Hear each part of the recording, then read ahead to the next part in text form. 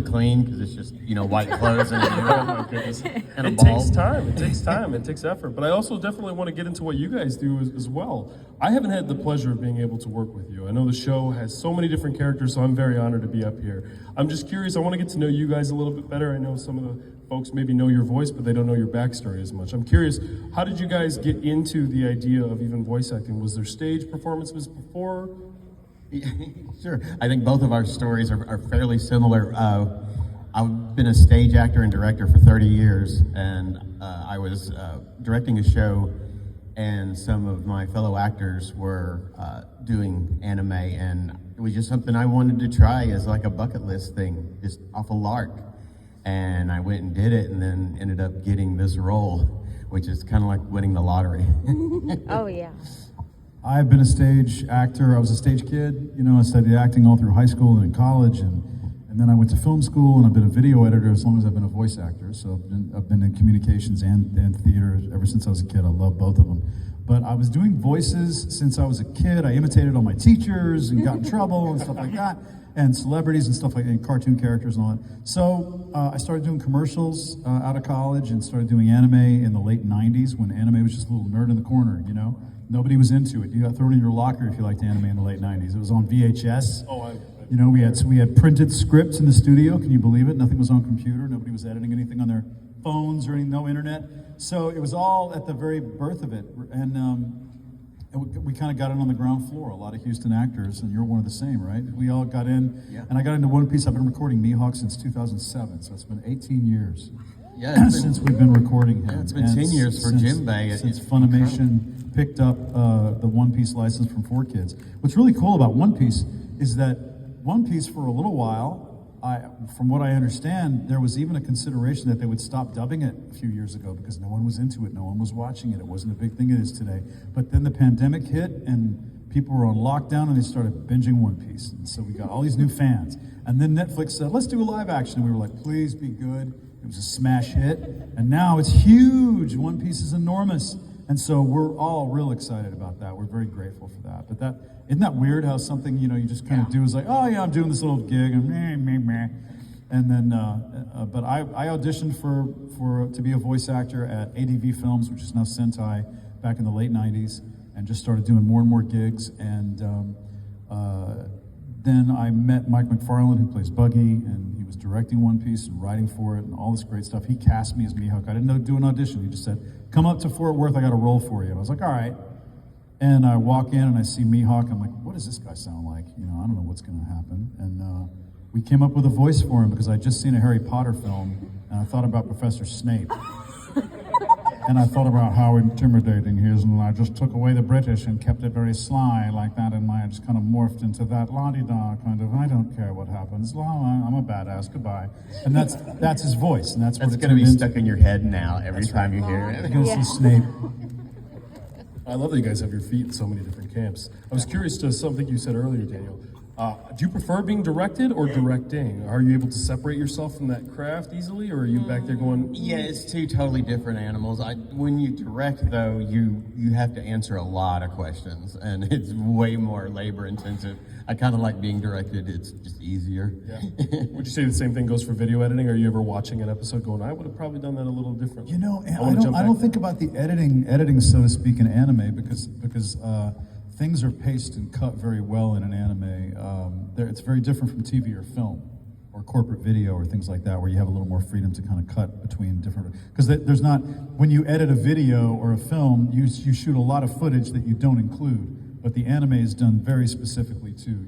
Only what is animated is only what's going to tell the story. You know what I mean? So it's a very different situation. So I actually don't think about that when I'm doing anime. I don't think about video editing. Sometimes it's hard to separate yourself, when you're in the driver's seat from time to time. Yeah, but video editing has helped me. I don't know how other actors handle it, but one of the things about recording anime it's a very weird way to work, because first of all, when you're a stage actor, you get a script, you memorize it, you have readings, you have previews, you do it over and over and over again after weekend, and even then, years later, you forget your lines, you forget the stuff you did. When you record anime, you don't know what you're doing until you walk in the booth. So, hi, you're in episode 36 today, and your friend just got shot. And okay, go. It's like, ah. So it's like a cold reading. You have to have improv skills, cold reading skills, right? So when you walk in and do that, it's you're juggling a lot of different things. You're not working with another actor, but you're working off of the anime itself. That's who you're playing off of. The entire anime world is in front of you on a screen. Then you're matching lip flaps and reading these lines you've never seen before.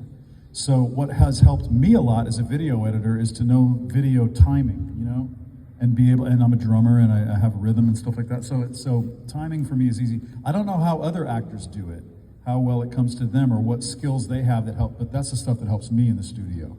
Yeah, Just to add on that, we always get people coming up and say, how do I become a voice actor? What do I need to do? I've got a lot of funny voices and I'd be great at it. First, get your acting chops down. Almost every voice actor that you talk to has either been a stage actor or a screen actor, Film actor. first.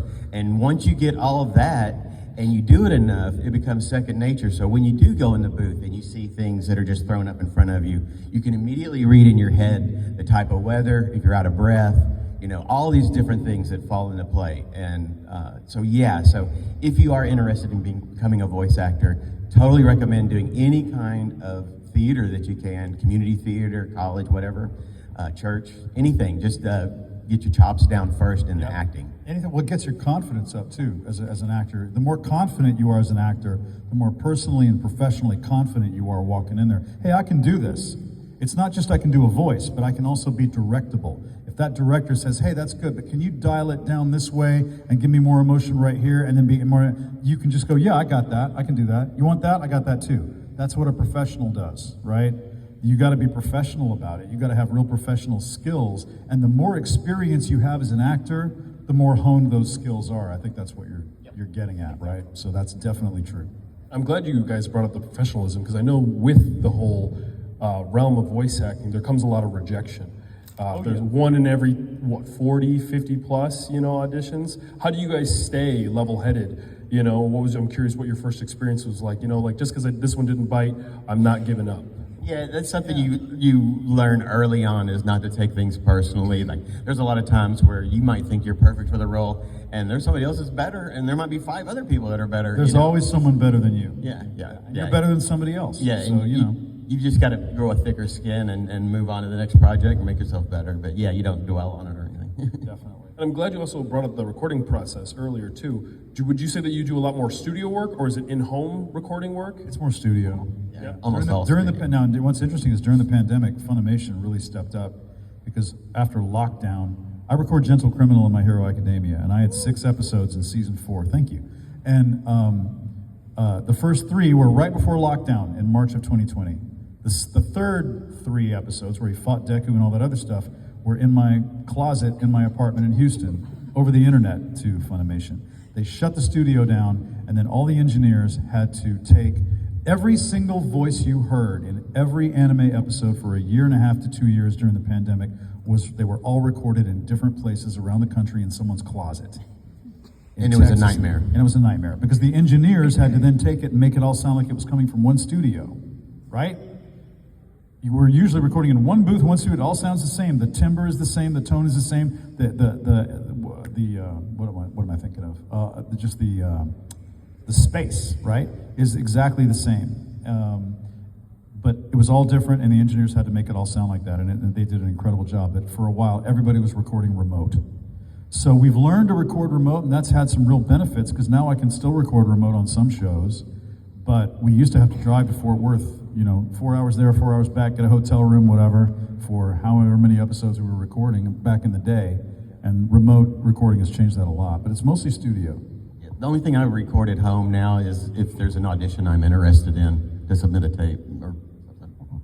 And is it a closet as well, or have we upgraded from the closet at least? No, hey, closets are great. If you know how to pad a closet, and you know how to get all the professional stuff in there, makes it sound exactly right, stick with it. The dead space is what you want.